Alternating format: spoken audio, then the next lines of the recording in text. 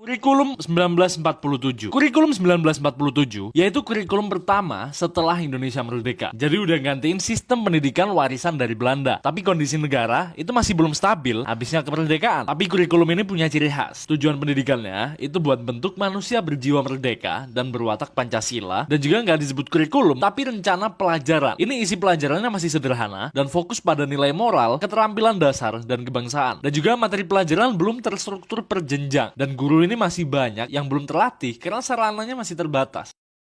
Kurikulum 1952. Kurikulum 1952 itu latar belakangnya yaitu mengupayain memperjelas sistem pendidikan nasional. Dan juga pengaruh Belanda udah mulai ditinggalin. Ciri khasnya kurikulum ini itu materi pelajarannya mulai disusun per jenjang pendidikan. Dan tujuan pelajaran itu harus tercermin di setiap materi. Bahasa Indonesia jadi bahasa pengantar utama. Dan juga guru ini diberi kebebasan buat nyusun bahan ajar asal sesuai arah nasional. Dan mulai muncul pembagian antara pelajaran pokok dan juga tambahan. Kurikulum 1964. Kurikulum 1964 itu masa pemerintahan Soekarno yang menekankan pada semangat revolusi dan manusia seutuhnya. Dan di sini udah muncul konsep Pancawardhana yang sebagai arah pembelajaran. Isinya Pancawardhana yaitu pertama, pengembangan moral, kedua, pengembangan intelektual, ketiga, pengembangan emosional, keempat, pengembangan keterampilan, kelima, pengembangan jasmani. Jadi siswa ini dibentuk bukan hanya pintar, tapi juga kuat secara fisik, mental, dan juga spiritual. Dan ini muatan pelajarannya benar-benar padat dan idealistik. Tapi kurikulum ini terlalu ambisius ya, dan gak semua sekolah siap sama kurikulum ini.